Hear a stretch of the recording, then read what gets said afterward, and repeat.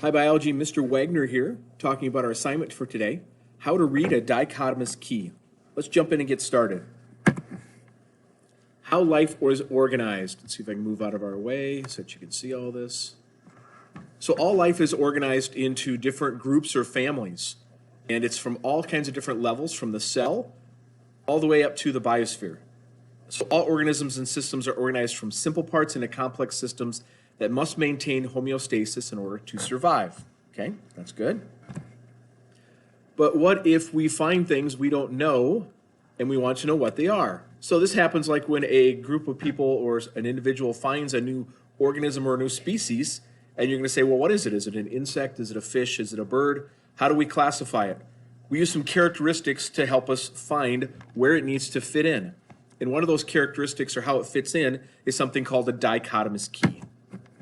So here we go. A dichotomous key is a tool that allows the user to determine the identity of items in the natural world based upon the item's characteristics. Dichotomous is Greek. It literally means divided into two parts. Dichotomous keys always give two distinct choices in each step. Often they're opposite. The animal is black. No, it's white. It is good or evil. It is pointed or rounded. It cannot be something where there's different various shades, like it's brownish, because lots of different people are going to have opinions on whether something is brown or not. But if you have really simple, clear yes or no's, right or wrong, then a dichotomous key will work.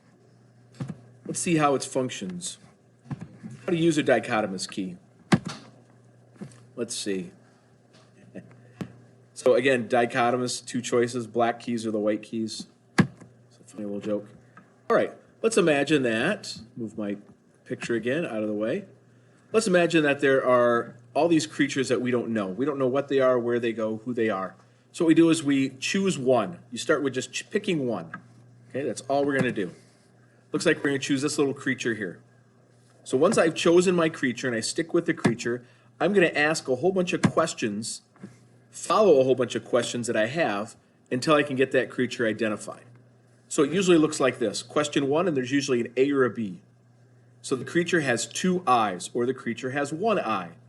It is either which one of those it is. It's going to be B is true. The creature has one eye. So the next thing is it says the creature has one eye. I go to step 5. Right now I'm on step 1A or 1B, and it tells me where to go. So now I go to step 5. When I go to step 5, this is what the question says. Creature has one or more antenna. Creature has no antenna. So it looks like the creature has one or more antenna. So 5 is going to be true. So now it says go to step 6. That's what it tells me because I follow across where it says B. Here is step 6 now. This thing is moving fast.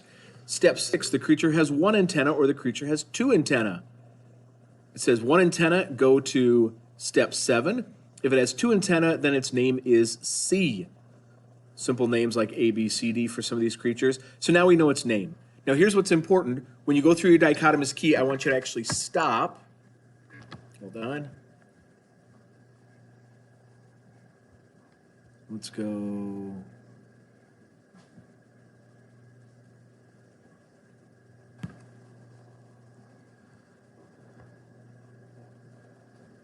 I'm going to stop this for just a moment. Okay, there we go.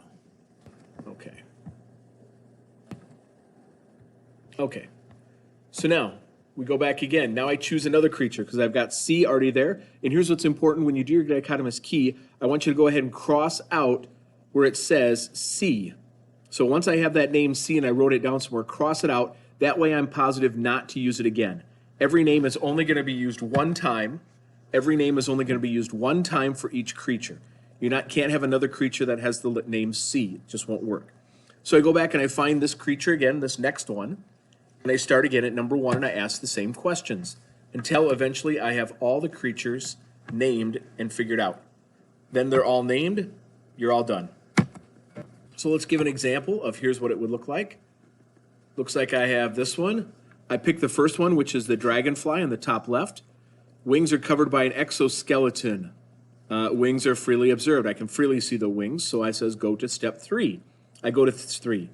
Wings pointed out from the sides of the body. Yes, that is correct. Wings are pointed out from the sides of the body. It is a dragonfly. Excellent dragonfly.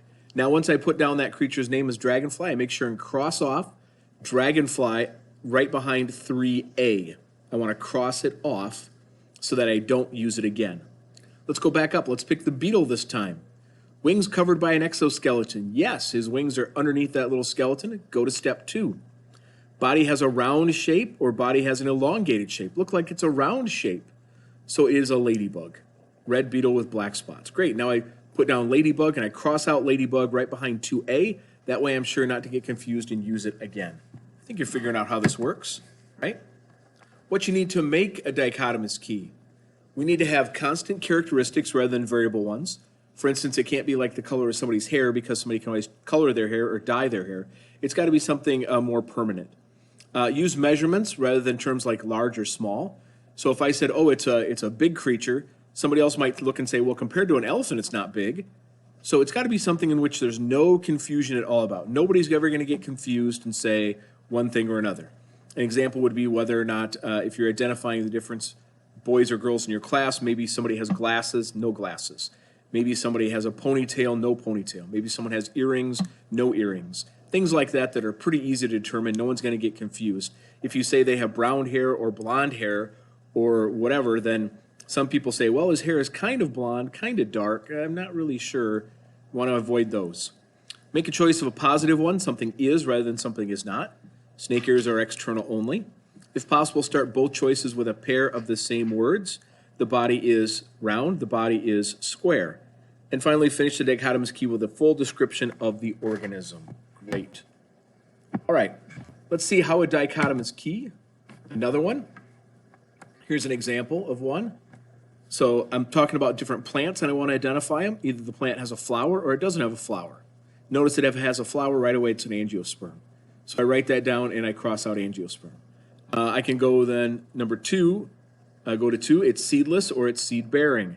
The body plants do not differentiate from root, stem, and leaves, or they do, and all the other stuff there. So that's exactly how it goes. Notice in this instance, I'm going to have 6 different things: angiosperm, gymnosperm, algae, fungi, moss, and fern. That's a total of 6 different things. You will always have one less number in your dichotomous key than you have items. So if I have 6 items, I'm going to have 5 lines in my dichotomous key. If I have 20 items, I'm going to have 19 lines in my dichotomous key. If I have 100 things, I'm going to have 99 lines in my dichotomous key. It's just how it always works. You always have one less than the number of items or creatures you're trying to identify. Okay? And a dichotomous key can also be written this way. Notice that when we wrote it before, we said go to 2, go to 3. This is the same thing. Instead of having the words go to is replaced with a line. So I pick either flower or without flower. If I pick without flower, then I follow that line. And non-flowering plants, it's either seedless or seed-bearing. Notice that these are exact same questions that we just had earlier. They're just written out in a different way. So a flow chart or a diagram is another way to do a dichotomous key. It is exactly the same as the words one, exactly the same. Okay, no difference at all.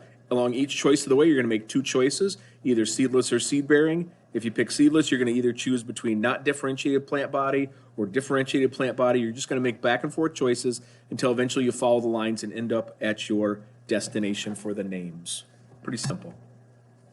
All right, here's an example of how biologists will use a dichotomous key. Dichotomous key is going to be used to help us identify creatures. So what we do is we group animals into different groups, whether they're cold-blooded or warm-blooded, whether they can make their own food or not make their own food. How do we know what birds are? Well, birds, a characteristic of birds is they have feathers. No other creature on the planet, unless you're a bird, has a feather. So this would be the deciding question that tells you whether or not you have a bird or you have something that's not a bird. Here's some other examples. Breeds with lungs, breeds with gills. Gills would be obviously creatures that then live in the water, like fish. How do I know if something is a fish? Well, if it has gills. If it doesn't have gills and breathes with lungs, then it's not a fish. We also have things like internal skeleton, external skeleton. Think of things like an ant. An ant has a skeleton on the outside. A mosquito has a skeleton on the outside. So this would be an example of insects versus not insects. And finally, the last one there, creature has hair, does not have hair. This may seem pretty simple, but if you are a mammal, which is what you and I are, mammals are distinctly designed by God that they have hair. No other creature on the planet has hair unless you're a mammal. Fish don't have hair. Insects don't have hair. Algae, plants, they do not have hair. So hair is something that clearly identifies something as a mammal. So if you have a walrus with big bushy eyebrows, that's hair. He's a mammal. Kind of helps you to do that for dividing that. Okay, hopefully you got an idea how dichotomous keys work. What I'd like you to do now is go through the Pamishan worksheet. There's 20 different creatures on there that you'll have to identify. Make sure after you write their names down, you go back and you cross off the name under the line. Like if it says 6A or 6B in the name, cross off that name. Otherwise, you're going to be tempted to use the name again and have something wrong. Okay? All right, have a great day, and we'll check in again on Monday.